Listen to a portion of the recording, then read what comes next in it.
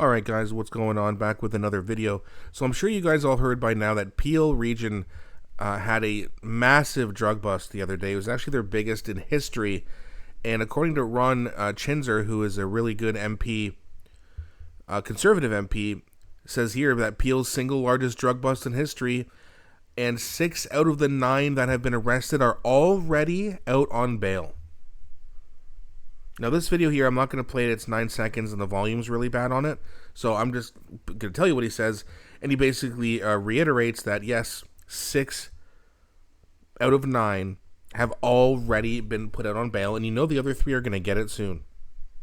So Pierre Poilievre smartly calls this out and says Liberals' catch and release laws mean that 2 out of 3 of the people arrested in this massive drug bust have already been let out on bail. Criminals get a free ride and Canadians pay the price. Bring jail, not bail, to stop the crime. And that's the thing, right? It's like, okay, if you're going to make these arrests and then put them out on bail, what's the point of arresting them? And I'm not advocating to not arrest these people. I'm just saying, why are you arresting them and then letting them out on bail? It's like the policemen who are doing this are like, oh, okay, I guess our jobs are pointless because we're going to arrest these clowns and the system is going to let them out of prison. Even though, listen, if you're a hard drug seller or a drug dealer, you're killing people.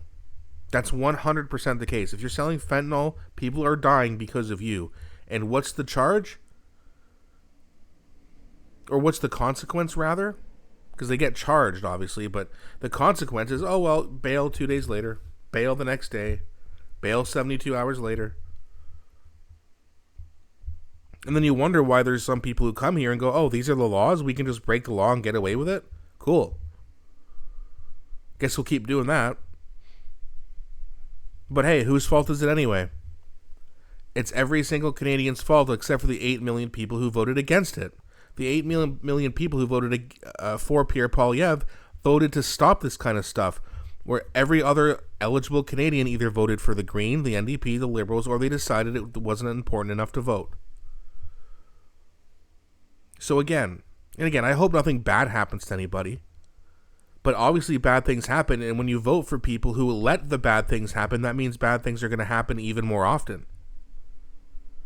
And when those things happen, like, I can't feel bad for you unless you voted for change. If you voted because of Donald Trump, people running around, fentanyl labs, massive crime, violent crime has skyrocketed. I live in one of those cities where it's happened the most. In Hamilton, people are telling the MPs here that they're scared to leave their house at night. It's like, well, Hamilton's always been, yeah, but we're seeing numbers that we haven't seen in a very long time. We're supposed to get better, not worse. But either way, I mean, let me know what you think about that. But I do have another quick little post here. So this is Pierre Poilievre basically saying that we should close the door on immigration at this time until we find solutions to the myriad of societal and economic issues confronting our country. So this one's just a minute long. Let's have a talk about what Pierre has to say. Then we'll talk about it. Also, please don't forget to like and subscribe, as it really, really does help grow the channel, and I appreciate every single one of you who do. Border security bill that was tabled last week, Bill C2, you haven't offered your views on it. Can you give us? Well, we support a stronger border. We want severe limits on population growth to reverse the damage the Liberals did to our system. The population has been growing out of control. Our borders have been left wide open. This has caused the free flow of drugs, human trafficking, illegal migration, and much worse. And that is why we want a stronger border. We want to crack down on abuses in the immigration system, and we want to ensure that any frauds in the refugee system are reversed. Those are the things we're looking at, but we're also going to study the bill carefully to make sure that, you know, long-standing Canadians who are following the law are not having their rights and freedoms violated. Thank you.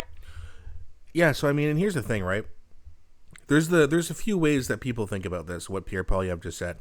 There's the far left way of, oh my God, that's racist. There's the people who have common sense who agree with Pierre Poilievre and say, hey, listen, we do need to do something about this. It's not a racist issue, it's a math issue. We don't have the jobs, we don't have the houses, we don't have a strong enough healthcare system. You already have to wait forever if you go to the hospital, and it's getting worse. We don't have the room. We're full. And then there's people, and I see a lot of you in my comment sections where you're not satisfied with this. You think that Pierre is being too soft on immigration. So my question to you is, if this is too soft, in your opinion, what should the immigration policy be?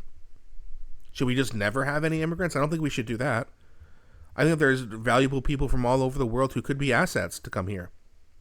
But I do think we need to do a better job of vetting people, who's coming in, who's coming out.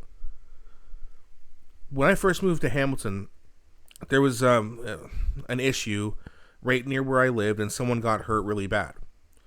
And the person who hurt them came here legally and then left the country 12 hours later. So, you got, not only do you have to watch who's coming in, but you got to watch who's leaving too. But either way, let me know what you guys think. What are your demands on how we handle immigration? Are you part of the everything against immigration is racist camp? Are you with the common sense camp? Or do you have a different approach? Are you even more strict on immigration? Please let me know. Do not be shy. I really enjoy reading your comments. Please also, don't be afraid to like and subscribe, as it really does help grow this channel. Thanks so much for watching. I'll be back shortly with a new one.